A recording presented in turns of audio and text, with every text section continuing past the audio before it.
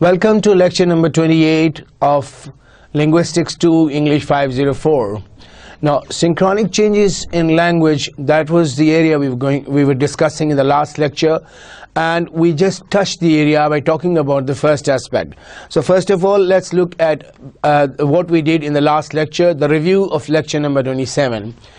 Changes occur because they are natural. We started with the linguistic changes, and we said that the changes in language are a likely feature of any language, and language definitely changes with the passage of time, and with more words enter the languages and more sentences enter languages, more vocabulary enters languages, because it is natural. Just as human behavior changes, just as things pass on to the next generations, the same way languages change, and language is in a state of constant variation because it is transmitted from one generation to another generation. This change is slow but is sure, definitely, and it's sometimes difficult to detect these changes, but they definitely are occurring, and there comes a time when we experience these changes, and then we are clear that these are the words which are new in the language, and it becomes so prominent for us that yes, the language has changed. So this change is there. Languages are changing. Well, they are changing slowly, but they are changing surely. So further on, we said that change is neither for good nor for bad, but just for the suitability or just for need. Now, why do languages change, and why do people use different words, new words, or people coin words, or sometimes they learn new words and then they start using them in their conversation? Why do they do that? Are they doing it for good or for bad? No, it's just for suitability, just because they want to survive in the society. Just because people are moving to other societies, people are in interaction with the new societies, people are in interaction with the new generations. So with the passage of time, people, they change their words, they change their vocabulary, just because they want to be suitable to the environment. They want to sound different, they want to sound unique, they want to sound suitable for the societies where they are surviving, and they need to interact with people in order to fulfill their needs. Now, linguistic changes, we said, that could be studied in two different dimensions or in two different approaches: the diachronic approach and the synchronic approach. Now, what is diachronic approach? Related with history, related with the changing times. As time changes, languages change. The language which we have now wasn't there in thousands of years ago, and the language which was used there, now it's rather impossible to understand this language. So we gave examples of the Old English, Middle English, and Modern English. Chaucerian English is absolutely different from Miltonian English, or the language which now T.S. Eliot uses, or the T.S. Eliot used in the modern English, is quite different from Milton's English and from Chaucer's English. So you can see the comparison here: Old English, Middle English, Modern English. Then we said there are diachronic variations and the synchronic variations. Now, what are different kinds of diachronic variations? Meaning changed, sometimes due to its continuous use in particular context. Sometimes we keep on using a word for a certain object or natural phenomena, and constantly we are using that word, and then with more scientific inventions, more technological advancements, you get new objects, and sometimes the meaning of the word changes. Some words, they stick to certain objects which are gone in the history, and you have new objects, new scientific inventions, and new words are coined for them. So sometimes the meaning of the word changes just because of new inventions, just because of new technological advancements. So meaning changed sometimes due to its continuous use in particular context. Continuously used, we are using one word continuously. But with the technological advancement, with scientific inventions coming, that word goes old, because that object goes old, and we have new objects, so we have to coin new words for them. Extension sometimes the meaning is extended and there are more meanings entering into the domain of the word. Then euphemism is when you in order to diminish or in order to avoid the unpleasant feeling or unpleasant impression of a word, we have different words. Like I gave you example about the latrine or toilet or the washroom. No, in order to avoid that unpleasant impression of the word, we give different words. We start using different words which have some positive connotations. So negative connotations are sometimes avoided and some positive words are used depending on the context. So this is because you don't want to use, or you don't want to give a negative impression of the word, or you don't want to sound negative, or you don't want to give unpleasant feeling because of an unpleasant word. So you use different words. You use such words which are positive connotative or which give positive shade of meaning. Then we had metathesis, spelling, syntax. So these were different types of diachronic variations we discussed in the last class. Synchronic variations, we just touched the first part, that is the language contact. That changes occur due to the changes in contact, languages coming in contact with each other.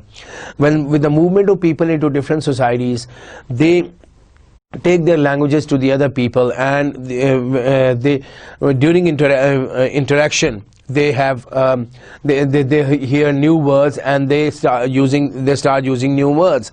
So with the language contact, again two languages coming in contact, you have a third language coming, and you have so many new words coming which are mixture of two original languages.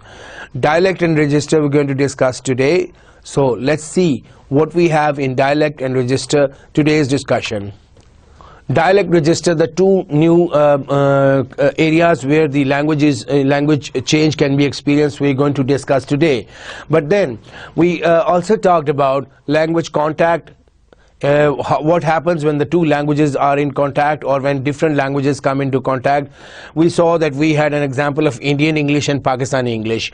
There we saw some of the words which are mixtures of Indian culture and English, and some words which are mixture of Pakistani English and the original English. So we see that the Indian you have now so many varieties of English, with Pakistani English, Indian English, Chinese English.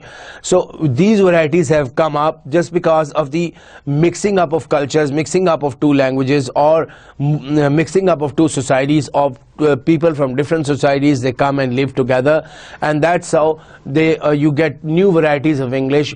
And then we said that there were so many Englishes now with small e, like Pakistani English or Indian English. The RP is almost like gradually people have they are developing their own varieties, and the RP, or the received pronunciation, the original standard English, now is used in very restricted areas.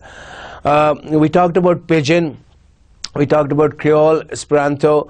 Pidgin, the language which is the trade language, and people who are involved with each other in business or trade, they develop that language and they bring their original languages, and then they develop some names for particular objects or particular business goods which they are dealing with. So they generate a language, or a new language, a variety comes up which is called Pidgin. You call it a trade language, and only the people who are involved in those trade, they understand this language, and because they have coined new words, they have associated some words with certain objects. So only the people who are coming into contact with each other, people whose language is different and they don't understand each other's language, but then they form a third variety, a third kind of language, Creole, which Pidgin, which has such words which are coming from both the languages. And when Pidgin, it's spoken for a long time over a large area, and a larger community of people, they start speaking that pidgin, then it's called a Creole, because it has then established a standard over that area and established almost its rules. So that is called a Creole. Esperanto, we said, was a language which is called the international language, and people have been working on Esperanto. They have been trying to trying to produce a language, create a language which has the words from all the languages in the world, so as to call it an international language, and a language which they claim that would be understood by all the people in the world. But so far Esperanto hasn't been really successful. The efforts haven't been successful in developing Esperanto or giving Esperanto an international standard. Now let's look at the syntactic changes. Further syntactic changes, the two next areas which we brought into focus, that syntactic changes are studied in under three headings. The next heading is varieties of dialect, changes due to dialect. Now what is a dialect? Basically, the variety of language according to the user is called dialect. How the user uses. You have different dialects in different small areas. You may have in one society you may have different small areas or localities where different dialects of English or dialects of language are spoken. So depending on the user, how the users are using, so that is a dialect.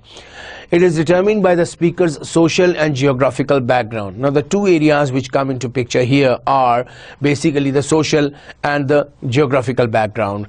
So dialects are related with society, and they are also related with the culture, they are also related with the geography. So geographical areas determine what kind of language a person is speaking, and also different classes of societies, they have a kind of English.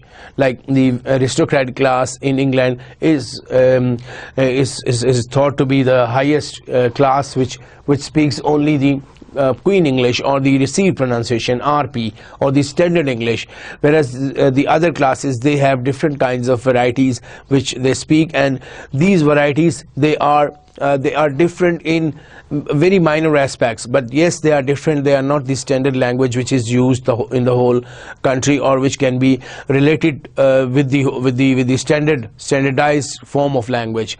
So a dialect is basically the kind of language which the speakers speak, and it is associated with the sections of society, and it is associated with the culture also, and the geographical background also.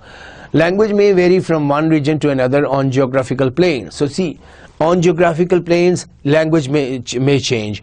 The kind of English you are speaking in one area, maybe when you move across the border, you move to another area, you might get to listen to some different words and different style of pronouncing some words, a different style of speaking sentences. So there, it's like that border basically is, so you are moving across the border, linguistic border, and you hear different words, different sentences, and that is a different dialogue. So people living, for example, in Punjab, different areas of Punjab, even like people living in Lahore or people living in Islamabad, and then people living in the central Punjab, like the Mianwali and the Sargodha, and although the Punjabi or the Urdu is same, it has the same rules, but then you have different words in these different areas, and you have different ways to speak different words. So that is where the change occurs, and that is what is called the dialect change. It is difficult to talk about a single entity, British English. Let's talk about the example of English.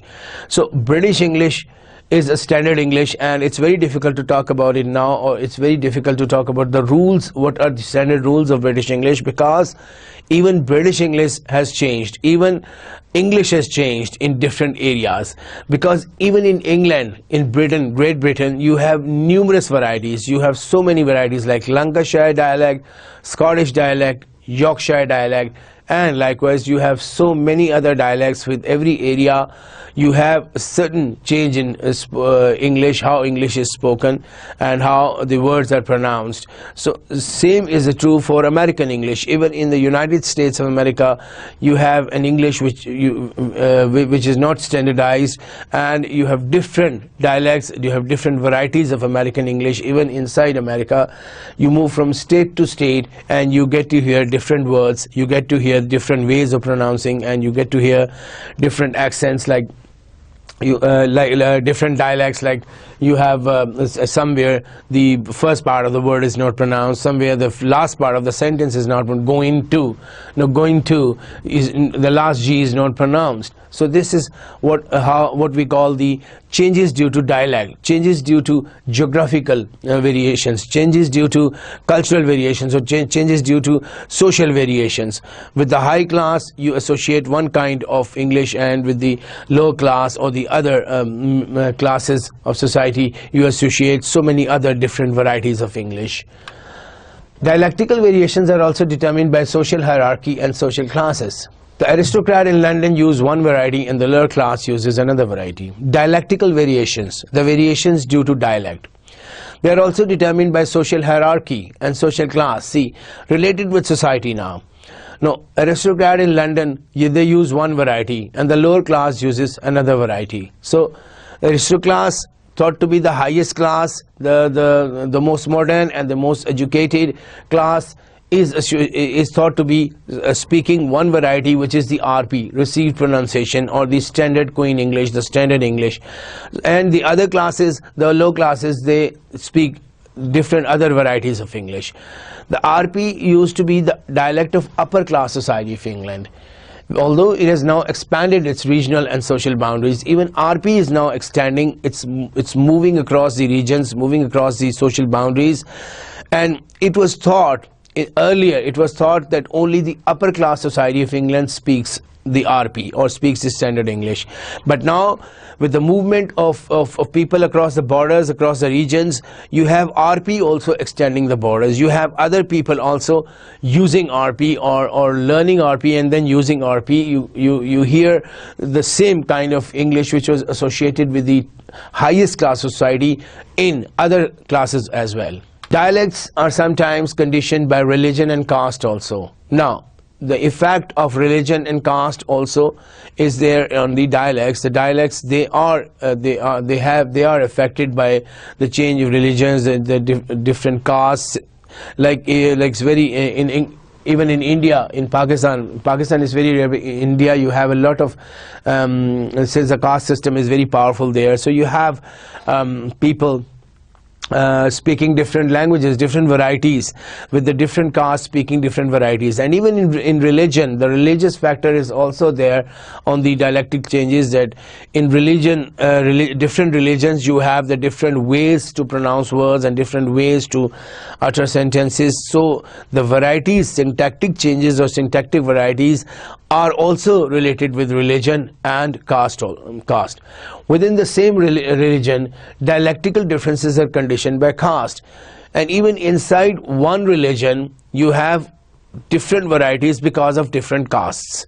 So within one religion, you have different castes, and the same way you have different varieties of languages. Between two dialects, there may be grammatical, lexical and phonological difference. Between two dialects, again, now what are the kinds of differences that we might find in dialects? This is a question. So we might find grammatical differences, lexical differences, phonological differences, and they may have some core system of language in common, but they also have a core system which is the base. So the base or the core system is the same, but then there are changes in the words, changes in the pronunciation, changes in grammar, changes in words. So you have a different factors or different aspects of the changes, like grammatical, lexical, phonological differences among the words, which among the varieties which are there in one dialect. Between two dialects, there are these differences, and even in one dialect you have these changes because of different castes, different religions. Syntactic changes. General American English and RP are two different dialects of English. They differ in many ways as shown below. Now we're going to talk about the changes in syntax. Before this we were talking about the dialectic changes, the changes due to dialects, and now we'll be talking about the changes due to syntax, the syntactic changes. General American English and RP are two different dialects of English. They differ in many ways as shown below. Now see the difference. See how I'm going to pronounce these words. Last, RP, last. American, last. Dance, RP, dance. American, dance. Missile, RP, missile. American, missile. So this is the difference. See the difference? The British RP, the received pronunciation, the standard English, and the American English. Some more syntactic changes. Class, RP, class. Class. General American, class. Let's do it again. Class, RP, class. General American, class. Vitamin, RP, vitamin. Vitamin, vitamin. American, vitamin. Differences at the level of syntax. Different syntax level. Now let's look at the sentences. Afterwards, let's look at the sentences. US, different than. British, different from. US, check that out. British, check up on that. See the changes? Check that out. Check up on that. US, gas. British, petrol. US, candy. In England, chocolate. US, elevator. British, lift. US, jelly. British, they call it jam. So the lexical changes, the lexical differences, the words. See, different, entirely different words in two different languages, in US and American, in US and British. Entirely two different words for the same thing. Gas, petrol, candy, chocolate, elevator, lift, jelly, jam. Now, morphological difference. Morphological differences are also there. Dive, dove. The past tense, dove. And dive, dived. See the past tense, different, dived. Dive, dove, and dive, dived. Graphology, the spellings. Difference in spellings. Program and program. See, the old British, double M-E, programmed. Program, no E, single M, P-R-O-G-R-A-M, nowadays use program. Color, American, well, they have removed U in many of the words, like favor. You have more examples like favor. Color, C-O-L-O-R. Color, the old spellings, the British spellings, C-O-L-O-U-R. Same way you have favor, F-A-V-O-U-R, but in American you have F-A-V-O-R. Realize, realize, with Z in American English, with Z, realize, but the British, they use S, realize. Now, on the basis of morphology, phonology, syntax, etc., it's possible to draw imaginary boundaries separating the geographical areas using divergent linguistic items. So on the basis of these three factors, these three aspects, morphology, phonology, syntax, it's possible to draw lines, the imaginary lines, right, across which the language changes, across which you have different words. Like you have a boundary, a kind of imaginary boundary, and you move out of the boundary, you move across the boundary, you listen to different words, and the dialect changes or the language changes. That is called basically the line that is the imaginary line. It's not the original, of course, the line in original, but it's not really, it's not very thin, because you can't have absolutely different language when you cross a boundary, because that boundary, of course, is a thick boundary, and in that boundary you have some of the features of both the languages, some of the words which are spoken in both the languages. So the effect is gradual, and gradually you move from one variety of English or variety of language to another variety of English. So it's like imaginary boundaries separating the geographical areas using divergent linguistic items, the different linguistic items. So the boundary line separating the users of one area using a particular linguistic item from an area using another linguistic item is called isogloss. So what is the isogloss? We had this word in one of the last lectures, and we studied what it is. Okay, a review of that. The boundary line separating the users of one area using a particular language item, right, from another area using a different variety, a different type of language. So other linguistic item. So that boundary, that line is called isogloss. On one side you have one variety and on the other side you have a different variety. We can draw a number of isoglosses in a similar fashion, like we have two areas and we have for example, if we draw a circle or a shape, rectangular shape, we have one area speaking one particular variety and the other area having another variety, and in between we can draw imaginary lines. We can draw those lines which is the isogloss. Now isoglosses also they intersect each other, because where you have the common words they intersect each other, and those are basically they are those points where the interactional points where you find words which are which are shared by different parts or different areas. So you can draw imaginary lines, and of course that is a bundle. It's called bundling. They may not be very distinct separate lines, but they would be intersecting each other. They would cluster together, and that is called the process of bundling. Or there will be a bundle or cluster of lines together where you have those words which are commonly shared. So all such isoglosses may overlap and form a sort of bundle. This phenomena is called bundling. A bundle of isoglosses is considered a dialect boundary. So bundle is basically a cluster or bundle of imaginary lines, because you can't have very distinct words or very distinct, even the boundary can't be very distinct, that yes, you cross this line and you have entirely different language.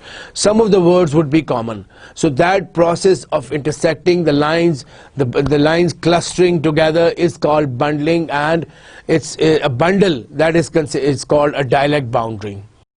Dialect dictionary. Now such dialects are now being studied in greater details, and you have these the dictionaries now, the dialect dictionary, where you have the words that are associated with particular dialects or particular geographical areas or cultures, and you can now know the words, and in these dialect dictionaries you find these words, and they give you the proper pronunciation of the word even, and also the geographical area where this such a word is being used.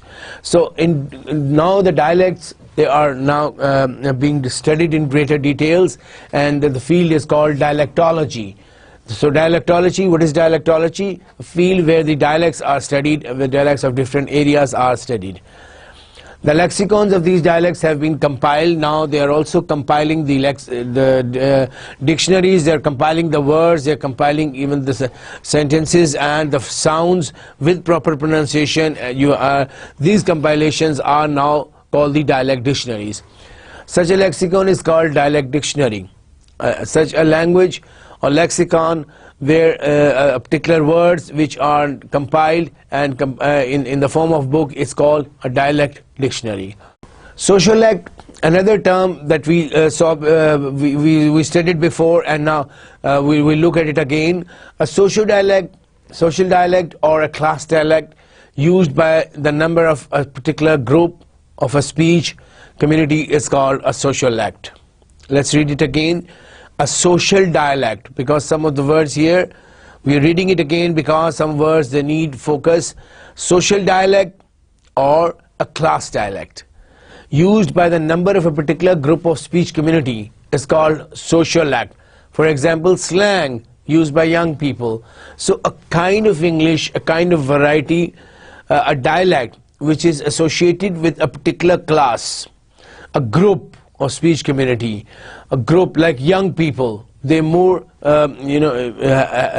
used to speaking slang, the street language, gonna, wanna, what you say, did you, instead of did you, or instead of going to, they would say gonna, or want to, they would say wanna. So this is the younger generation, people who belong to younger generation, they are used to using these words, and that is called slang. So this is being related with that very speech community, or the speech community of the young people.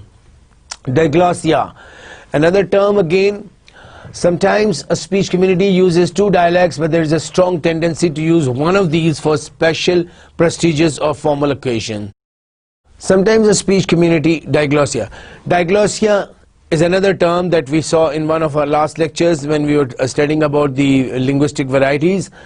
Diglossia, what is diglossia? Let's look at it again. Sometimes a speech community uses two dialects, but there is a strong tendency to use one of them as the variety or the language which is used for only special, prestigious or formal occasions. So it's a speech community uses two different dialects, but one of them is more like used for the formal occasions or for the prestigious occasions. So that is called basically diglossia.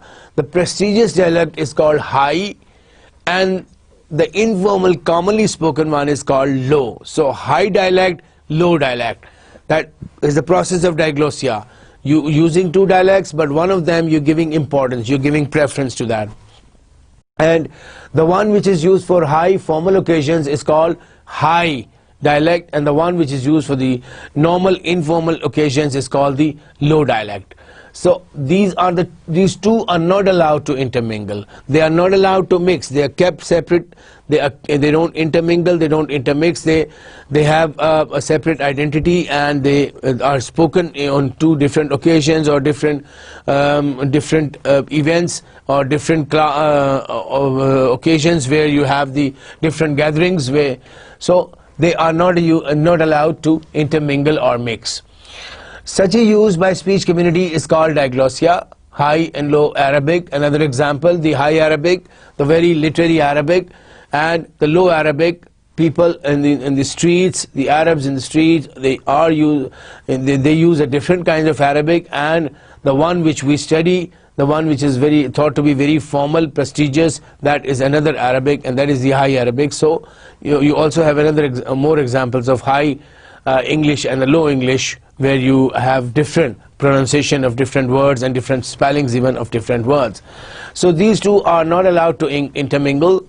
Such a use by speech community is basically called diglossia, and you can have different kinds of dialects like high dialect, the low dialect. Within a given dialect, again, inside a given dialect, one may find differences of speech between individuals. Even in dialects you have differences. In one single dialect you have people speaking different languages and different varieties. So inside even the dialects are subdivided. Inside one dialect you have different individuals. They have different speaking style, they have different way to utter words, they have different ways to pronounce the words. So no two speakers speak exactly alike. It's like you can't imagine two speakers speaking exactly alike. They will have some differences, even though they live in one dialect, they speak in one dialect, but again, inside these two different varieties or two different kinds of languages they are speaking, there would be some differences. The term idiolect is used to refer to the idiosyncrasies of an individual speaker. So the differences that a speaker might have, the pronunciations, the sound that one may have, is because of that the term idiolect is used to refer to that. Idiolect is used to refer to the idiosyncrasies of an individual speaker. Every individual speaker has a different style of speaking, so because of that the term is idiolect. These peculiarities can be those of pronunciation, grammar, vocabulary. Now again the changes.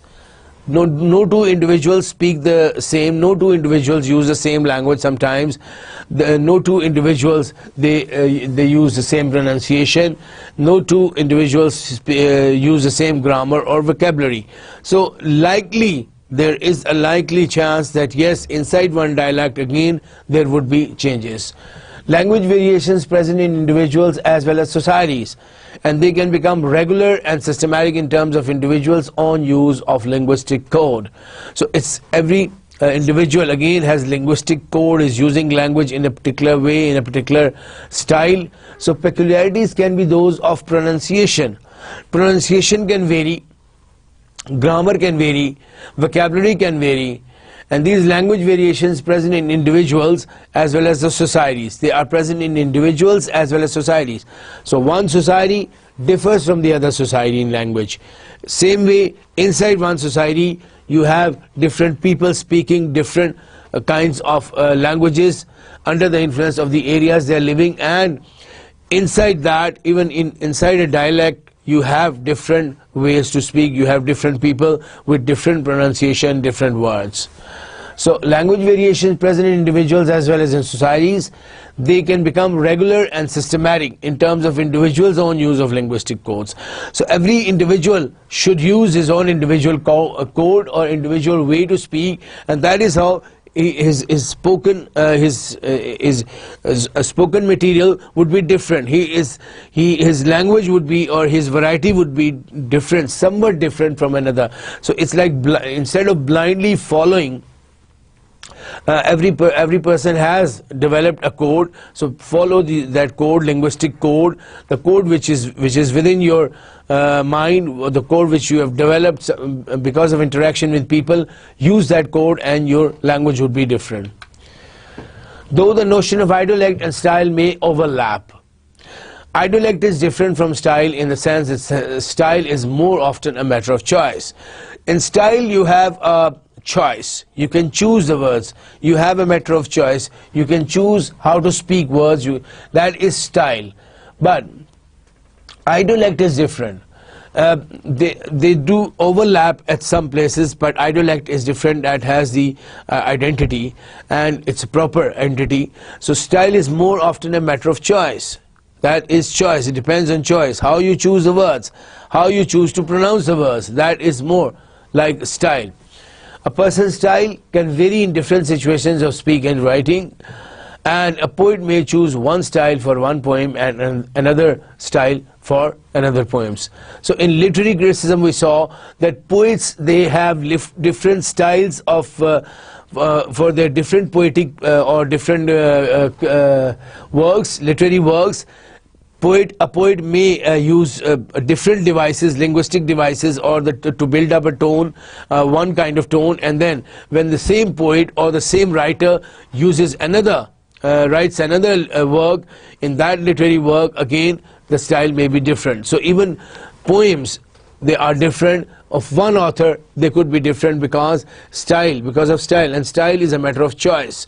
It depends on what choice he has or what style that person prefers to use for different poems. So a person's style can vary in different situations of speak and writing. A poet may choose one style for one poem and another style for another poems. Idiolect is consistent over the whole of an individual's use of the language and is often like an unconscious mannerism. So what is idiolect? That is very natural, that is unconscious. How you speak unconsciously, that is your idiolect, that is your idiolect is consistent, and it is consistent over the whole of an individual's use of the language.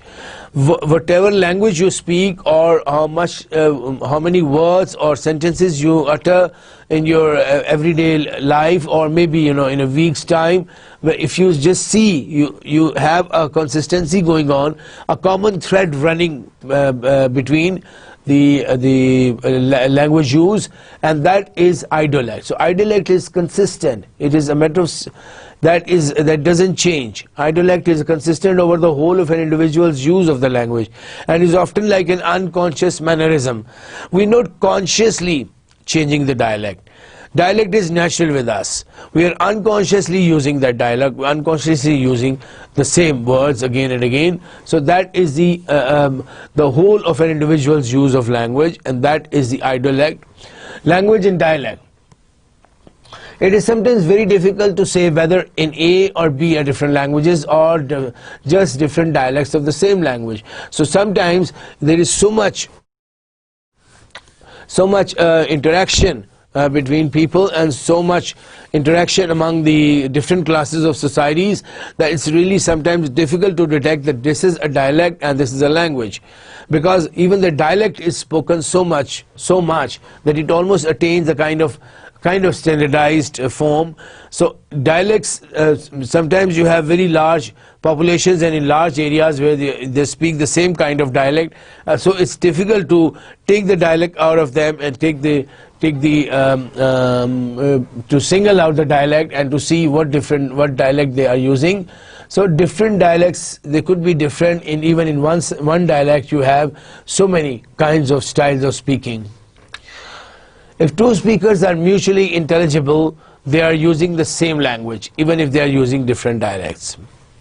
If they are mutually intelligible and they are using the same language, they are even if they are using different dialects. So if they are really interactive, intelligible, mutually they can understand each other, they are using the same language. This means they are using, it may not be language, even if they are using, it may be different dialects, but they understand each other, so we can say that they speak the same language. If they are not intelligible, they are using different languages. If they can't understand each other, if they can't know what is others' demand, if they can't understand each other, then of course they are using different dialects or different languages.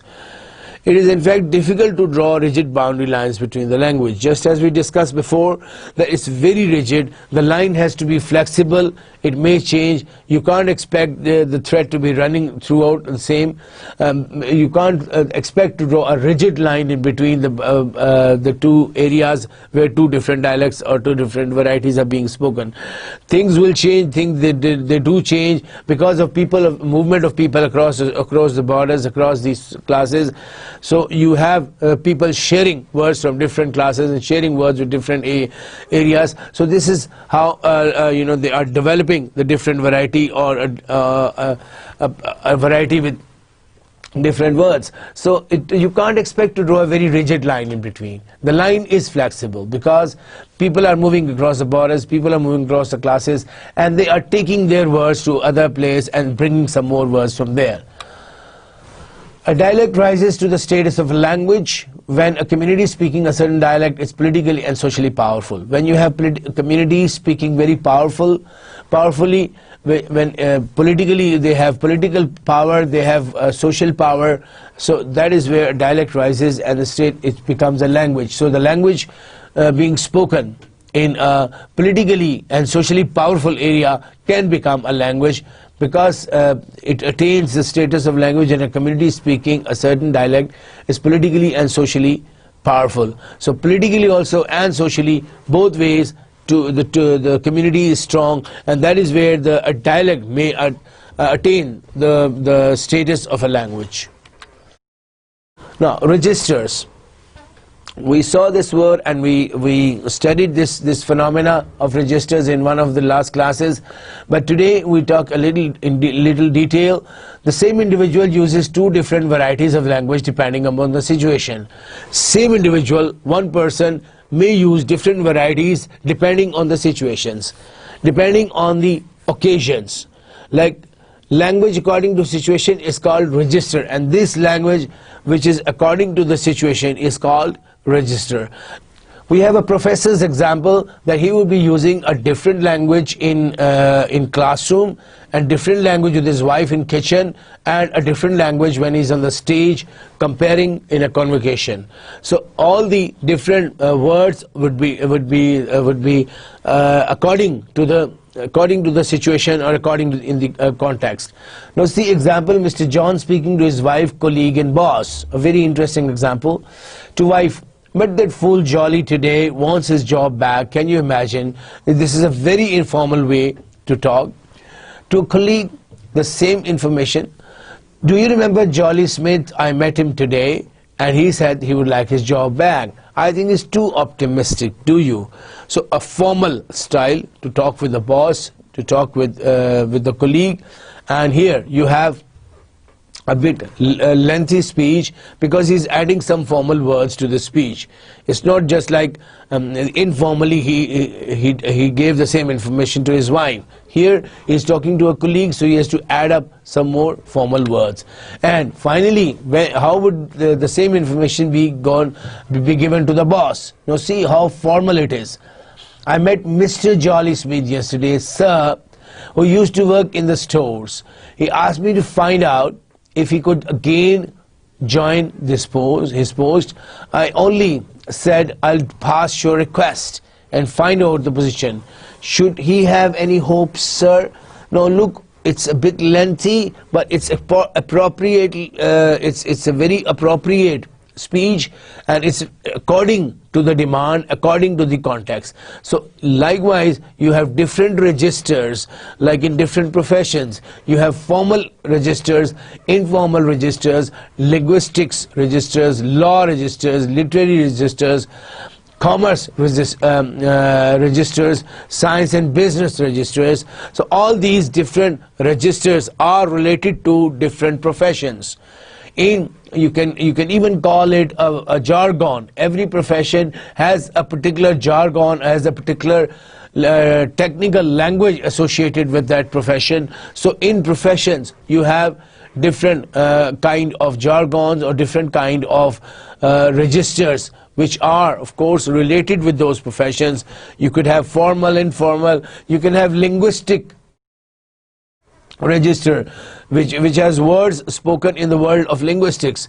You have law, literary, commerce, science, business. All these have their specific vocabulary, specific language, specific variety that is called register. So a register is like any language connected with a word, connected with any profession, that you call it a register. You classify registers on two bases, like register according to the field of discourse and register according to the mode of discourse. So it depends on the field, the profession of discourse, and it also depends on the mode of discourse, how you are using it, how you are communicating using radio or TV or CD. So this is a mode of discourse. And also you have the field of discourses, like we studied just two different fields. We have the medical field, you have engineering, business field, the law field. That vocabulary is related with them. So registers according to the mode of discourse, that is called, you may use television, radio, internet, satellite, or even you can use the announcements, the microphones. You can use different devices also to give that is the mode of discourse. So you have different registers being portrayed through the use of different media or through the use of different fields. Now, register versus dialect. Variations of use, variations according to the user. A single speaker may use number of registers for different situations, whereas it is determined by the speaker's background. It is determined by the situation in which speaker is, and here in dialect you have related to the speaker's knowledge. It is conditioned by situations and the need of the speaker. Conditioned by situations. Only the situations and the need of the speakers, they can identify the kind of register, they can have an impact on the kind of register being used. Determined by caste, region, social status. Again, we talked about dialect in this class, that related with the caste system, related with the region sometimes, and also sometimes related with the social status. Register and dialect. It shows what you are doing, and it shows who or what you are. What is your identity? That is dialect. It shows your identity, where you belong to. Here it shows what you are doing in register. You talk about what you are doing, but in dialect you talk about where you belong to and who you are, which caste, which religion you belong to. So that is a different area. The second area of concern, dialect and accent.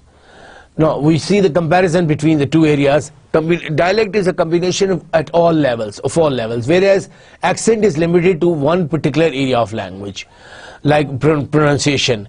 Whereas dialect is a combination of different areas, like language, pronunciation, grammar, vocabulary. That is the complete one whole. Whereas in the accent, you have language related to only one area of language, and that is pronunciation. So just on the basis of pronunciation, you talk about the accent. But on the basis of pronunciation, grammar, vocabulary, culture, all that, you talk about dialect. Dialect and language. What is the difference between dialect and language? Smaller range is small area, whereas larger in range and size. The language is larger area where language is used, is spoken, whereas dialect is related with a small geographical area, used for limited number of functions and greater number of functions. So here again you see the functions that you have a limited number of functions in the dialect, and in language you have words which have a lot of interpretations, a lot of uses for different purposes. Often doesn't have official status. Dialect doesn't have officially an official status, and language, whereas language has official status, it has an official proper established status. It could be the standard language for a country or the national language for a country. So this has official status, not codified in formal writing in grammar and dictionaries, and may not have official literature. And on the other side you have language which is codified, standard in writing and graphic and discussion, has written literature. So you have so many things in the language. Its codes exist, it is standardized. In writing you have grammar and discussion, and also written literature. Many people have written their books on language. So language enjoys a much safe place and a much organized and very codified or proper system. It has an official status, whereas dialect is still related with the area, still related with the and still related with the region. It may not have official literature, often doesn't have official status, not codified in formal writing in grammars, dictionaries, and may not have official literature. So this is the like dialect, and that on the other side you have the language. Dialect and language, again one more variation, often considered less prestigious. Dialects are not considered really prestigious because they are related with only small geographical areas, whereas language has a social prestige. Language is a combination of all the different varieties. So language is a combination of all that. It's a combination of different kinds of words and sentences, and so language does have a social prestige, whereas dialect is often considered less prestigious. Summing up today's discussion, we talked about varieties of dialect. The variety of language according to the user is called dialect, and it's determined by a speaker's social and geographical background. It's related with small area, related with only speaker's social and graphical background. Then we talked about the General American English and RP are two different dialects of English. They differ in many ways, as shown as last. We had examples of last, last, dance, dance. You have more examples, of course, in the slides which we studied, and this is the difference between you have syntactic changes, the phonological changes. You also have the textual changes. Sometimes you have changes in the vocabulary. So all these changes, they show that language is different, differently spoken in England and America. So here we move on to the next part, which is register. We talked about registers. What are registers? Languages related with professions. The same individual uses different varieties of language depending upon the situation. You have the same individual using different varieties because of different occasions. He's in a party, would be using a different words. He's with friends at school, he would be using different language. He's in the street playing with friends, he's using different language. So context, he goes to a shopkeeper, would have a different different register or different kind of language. So the same individual uses different varieties of language depending on the situation. Language according to the situation is called register. According to the situation, the language which you speak according to the situation is called register. different registers. You have formal registers, informal registers, linguistic registers, law registers, literary registers, commerce registers, science registers, and business registers. You have so many other, like every profession, every area, every field has a particular language. It's the standard language in that area. So that is basically the registers. The register you can relate with different professions. Register the language spoken in that area, the language spoken by that class. Language according to situation is register. Different languages coming up because of the changing situations.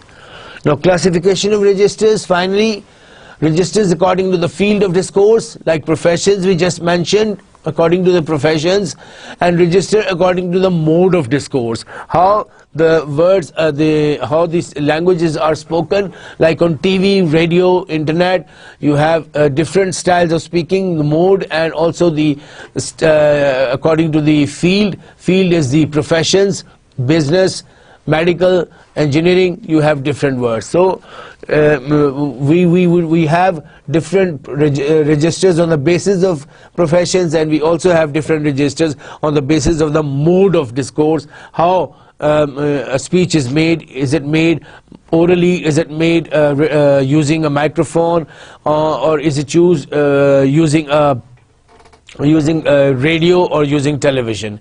So this was about the different kind of syntactic changes, or the changes which are on-spot changes, which are changes to the language on-spot, or changes of the language, study of the language as it exists at that very particular time. You don't bring the historical thing or the historical aspects with that. So this is basically we see the changes, and we see the how language has changed over time. In the coming lectures, we'll be reviewing what we did in this course, and we'll be looking at the first few lessons, the first few lectures in the next lecture, and in the coming remaining lectures we'll be taking some more lectures. So the whole course would be reviewed in a way in the coming lectures, and we see how we have studied the change in language, how we studied the variations, and what is the role of different branches of linguistics, what do the different theories of linguistics tell us about the creation of language, how the language was generated, and how human beings they utter languages, and how the human beings they change their language according to the situations. So talking about the review, we will just look at the review of the whole course in the coming lectures. And so far we've discussed the theories, we discussed the changes in language, the generation of language, the concept of language generation, the concept of use of language, and we revise each one of them, each area in details in the coming lectures. So till then, it's goodbye from here, and we hope to meet next time talking about the review of the whole course.